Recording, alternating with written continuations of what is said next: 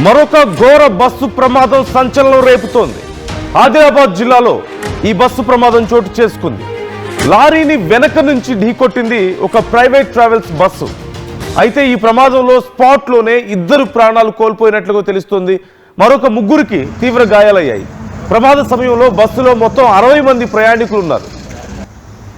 నేరడిగొండ మండలం Boath cross road వద్ద ఈ ప్రమాదం చోటు చేసుకున్నట్లుగా తెలుస్తుంది. హైదరాబాద్ నుంచి గోరఖ్పూర్ వెళ్తున్నటువంటి ట్రావెల్స్ బస్సు లారీని ఢీకొట్టినట్లుగా తెలుస్తుంది. ఈ లారీని ఓవర్టేక్ చేయబోయిన సమయంలో ఒక్కసారిగా వెనక ఆ లారీని ఢీకొట్టింది. ఆ ఢీకొట్టిన సమయంలో 60 మంది ప్రయాణికుల బస్సులో ఉన్నారు. ఆ సమయంలో అక్కడికక్కడే 2 ప్రాణాలు కోల్పోతే మరొక 3కి తీవ్ర గాయాలైనట్లుగా తెలుస్తుంది. మరికొంతమందికి స్వల్ప గాయాలయ్యాయి. నేను మీకు స్క్రీన్లో చూపిస్తున్నాను, ఇప్పటికే చూస్తున్నారు. చాలా అతి వేగంతో ఈ ఓవర్టేక్ చేస్తున్న సమయంలో ప్రమాదం జరిగినట్లుగా తెలుస్తుంది. వరుసగా జరుగుతున్నటువంటి ఈ ప్రైవేట్ ట్రావెల్స్ బస్సు ప్రమాదాలు ఇప్పుడు అలర్ట్ ఇస్తున్నాయి మనందరికీ. ఎందుకు ఈ వరుసగా ప్రమాదాలు జరుగుతున్నాయి, అందులోనూ ప్రైవేట్ ట్రావెల్స్లోనే ఎందుకు జరుగుతున్నాయి? ఇప్పటికే ఎన్హెచ్ఆర్సీ సైతం దీనికి సంబంధించి స్పందించినట్లుగా తెలుస్తోంది.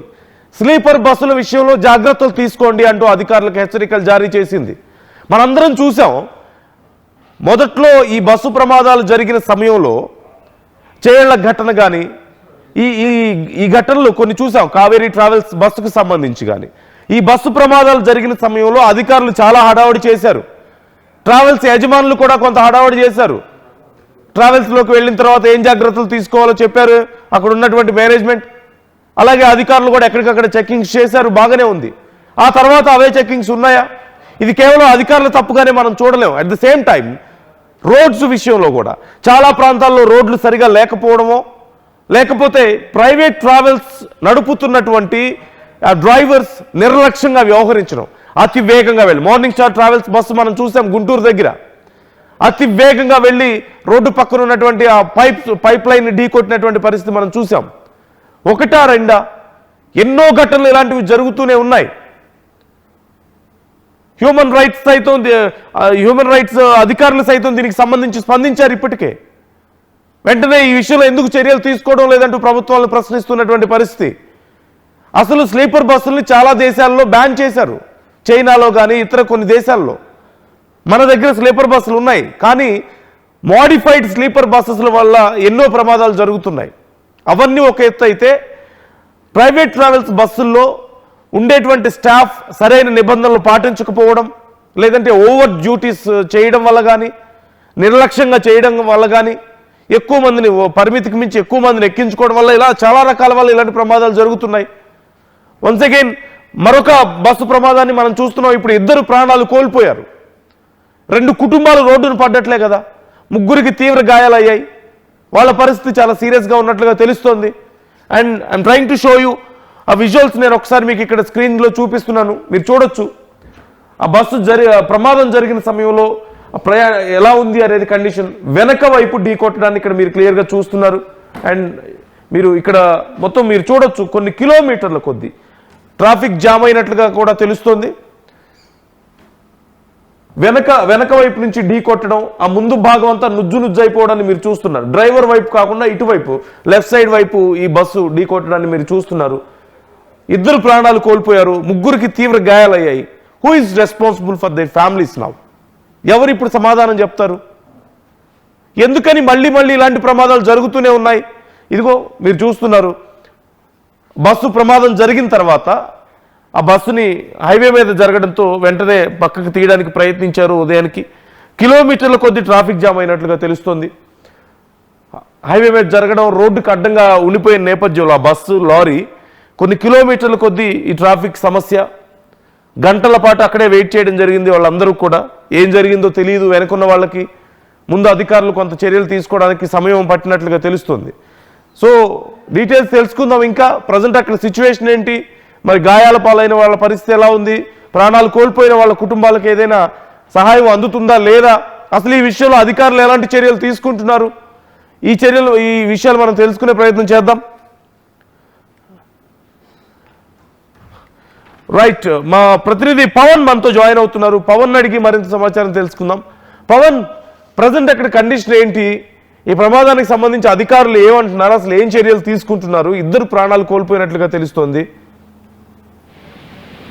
రైట్ నందు, ఏదైతే వరుస బస్సు ప్రమాదాలను ప్రయాణికుల్ని భయపెడతా ఉన్నాయి, బస్సు ఎక్కాలంటేనే ప్రాణాలు కోల్పోయే స్టేజికి తీసుకొచ్చారు ఈ బస్సు యాజమాన్యం, ప్రైవేట్ బస్సు యాజమాన్యం. అయితే ఆదిలాబాద్ జిల్లాలో ఘోర బస్సు ప్రమాదాన్ని ప్రతి ఒక్కరు కూడా స్థానికులు అయితే భయపడతా ఉన్నారు. లారీని వెనక నుంచి ఢీకొట్టింది ప్రైవేట్ ట్రావెల్స్ బస్సు. ఎన్నిసార్లు హెచ్చరించిన ఈ ప్రైవేట్ ట్రావెల్స్ బస్సుకి ఫిట్నెస్ సరిగ్గా ఉండవు, దానికి తనిఖీలు చెయ్యరు అని ఎన్నిసార్లు మొరపెట్టుకున్నా యథేచ్ఛగా బస్సులు అయితే తిరుగుతా ఉన్నాయి. ఈ వరుస ప్రమాదాలకి ఈ ప్రైవేట్ ట్రావెల్స్ బస్సులు అయితే కారణంగా మారుతా ఉన్నాయి. స్పాట్ లోనే ఏదైతే బస్సు ప్రమాదం స్పాట్ లోనే ఇద్దరు అయితే మృతి చెందడం జరిగింది. మరో ముగ్గురికి అయితే తీవ్ర గాయాలు కాగా వారిని వెంటనే స్థానికంగా ఉన్న ఆసుపత్రికి తరలించి వైద్య చికిత్సలు అందిస్తా ఉన్నారు. ప్రమాద సమయంలో బస్సులో సుమారుగా 60 మందికి పైగా ప్రయాణికులు ఉన్నట్టుగా తెలిసింది. నేరేడుకొండ మండలం బోత్ క్రాస్ రోడ్ దగ్గర ఈ ప్రమాదం అయితే జరగడం జరిగింది. హైదరాబాద్ నుంచి గోరఖ్పూర్ వెళ్తున్న ఈ ట్రావెల్స్ బస్సు లారీని ఓవర్టేక్ చేయబోయి ఢీకొట్టింది. ఏదైతే ప్రైవేట్ ఆర్టీసీ బస్సులు ఏవైతే ఉంటాయో వాటికి ఒక స్పీడ్ లిమిట్ అంటూ ఉంటుంది, వాటికి 80 km/h అనే ఒక స్పీడ్ నిబంధన ఉల్లంఘించకుండా దానికి ఒక లాక్ పెడతా ఉంటారు. సో ఆ ఆర్టీసీ బస్సులు ఏవైతే ఉంటాయో గవర్నమెంట్ ట్రావెల్స్ అవి 80 km దాటవు, వాటి పరిధిలోనే ట్రావెల్స్ అవుతా ఉంటాయి. కానీ ఈ ప్రైవేట్ ట్రావెల్స్ ఏవైతే ఉంటాయో వీటి ఇష్టారాజ్యంగా మూవ్ అవుతా ఉంటాయి. ఇవన్నీ కూడా వోల్వో కానీ మిగతా పెద్ద పెద్ద బస్సులు హై రేంజ్ సీసీ ఇంజన్స్ ఉంటాయి.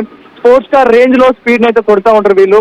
రాత్రికి ఇక్కడ సుమారుగా హైదరాబాద్ లో 10 గంటలకు బయలుదేరిన బస్సులు సుమారు ఉదయాన్నే 6 గంటలు 5:30 సమయానికి మీ డెస్టినేషన్ చేరుస్తామంటూ ఒక ఫేక్ అనౌన్స్మెంట్ ఇస్తా ఉంటారు. కానీ ఈ ఫేక్ అనౌన్స్మెంట్ ని ఏదైతే వారు చెప్పిన మాట నెరవేర్చుకోవడం కోసం సుమారు గంటకి 120 నుంచి 125 కిలోమీటర్ల వేగాన్ని అయితే ఆ బస్సుని అందుకుంటూ ఇష్టం వచ్చినట్టుగా సింగిల్ వే రోడ్లలో కూడా ఓవర్టేక్ చేసుకుంటా. ఇప్పుడు ఇద్దరు ప్రాణాలు కోల్పోయారు, మరొక ముగ్గురు పరిస్థితి చాలా సీరియస్ గా ఉందంటే తెలుస్తుంది. సో వాళ్ళ కండిషన్ ఏంటి అనేది ఏమైనా తెలుస్తుందా మనకి? అలాగే ఇప్పుడు ఈ బస్సు యాజమాన్యం మీద ఏమైనా చర్యలు తీసుకోబోతున్నారా డ్రైవర్ వాళ్ళ విషయంలో? ఏదైతే బస్సు యాజమాన్యంపై అయితే తక్షణమే సీరియస్ అయితే యాక్షన్ తీసుకోవడం జరుగుతుంది. బస్సును అయితే సీజ్ చేసి పక్కకు పెట్టడం జరిగింది. వీరి తదుపరి బస్సులు ఏవైతే ఉన్నాయో వీటన్నిటి మీద కూడా చర్యలు తీసుకుంటామంటూ కూడా చెప్తా ఉన్నారు. ఎవరైతే హాస్పిటల్లో చికిత్స పొందుతా ఉన్నారో వారి పరిస్థితి కొంచెం ప్రస్తుతానికి నార్మల్ గా ఉన్నట్టుగా తెలుస్తా ఉంది. ఆ ముగ్గురు అయితే చికిత్స పొందుతా ఉన్నారు, కొంచెం గాయాలైనట్టుగా కనపడుతుంది. కానీ ఇద్దరు మాత్రం స్పాట్ లోనే ఉన్న ఫలంగానే చనిపోవడం జరిగింది. మిగతా వారికి తలకు గాయాలు, చేతులకు మొఖాలకు దెబ్బలు తగలడం జరిగింది. అండ్ బస్సు ప్రమాదంలో చాలా మందికి కూడా పైకి కనపడిన గాయాలు అయితే అవడం జరిగింది. లోపల మోచేయి కానీ మొఖాలకి లోపల తలభాగంలో గట్టిగా గుద్దుకోవడం లాంటి ఇన్సైడ్ దెబ్బలు అయితే గాయాల పాలవడం జరిగింది. వీరిని అయితే అక్కడ స్థానికంగా ఉన్న గవర్నమెంట్ హాస్పిటల్ అయితే వారికి చికిత్స అందిస్తా ఉన్నారు. కానీ ఈ యాజమాన్యంపై, ప్రైవేట్ ట్రావెల్స్ యాజమాన్యంపై ఉక్కుపాదం మోపుతామంటూ కూడా చెప్తా ఉన్నారు. ఈ బస్సును అయితే ప్రస్తుతానికి దాన్ని పక్కకు తీసి సీజ్ చేయడం జరిగింది. బస్సు యజమాని అదుపులోకి తీసుకునే ప్రయత్నంలో ప్రస్తుతం పోలీసులు ఉన్నట్టుగా తెలుస్తా ఉంది. Nandu right, thank you Pavan, thanks for the details. ఒక్కసారి నేను మీకు అక్కడ ఉన్న సిచ్యువేషన్ చూపిస్తున్నాను, ఎంత భయానకంగా ఉంది అనేది మీరు ఒక్కసారి చూడొచ్చు. ఆ ప్రమాదం జరిగిన సమయంలో అక్కడ పరిస్థితి ఏంటనేది ఇక్కడ నేను మీకు స్క్రీన్ మీద ఒకసారి చూపిస్తాను, ఎంత భయానకంగా ఉందనేది. పీసీఆర్ ఒక్కసారి నాకు ఆ విజువల్ ఇవ్వండి. యా, సో ఇక్కడ మీరు చూస్తున్నారు. మరొక ఫోటో ఉంటుంది చూడండి ఒకసారి. యా, అక్కడ ఆ ప్రమాదం జరిగిన సమయంలో ఆ బస్సులో 60 మంది ఉన్నట్లుగా తెలుస్తోంది. ఒకవేళ ఇంకొంచెం ప్రమాదం జరుగుంటే, ఇంకొద్దిగా పెద్ద ప్రమాదం జరిగితే ఎంత పెద్ద నష్టం జరిగి ఉండేది. ఇప్పటికే 2 ప్రాణాలు కోల్పోయారు, మరొక ముగ్గురు పరిస్థితి ఎలా ఉంటుందో తెలియదు అంటున్నారు డాక్టర్స్. ఇప్పటికే మరికొంతమందికి ఇంకా గాయాలయ్యాయి.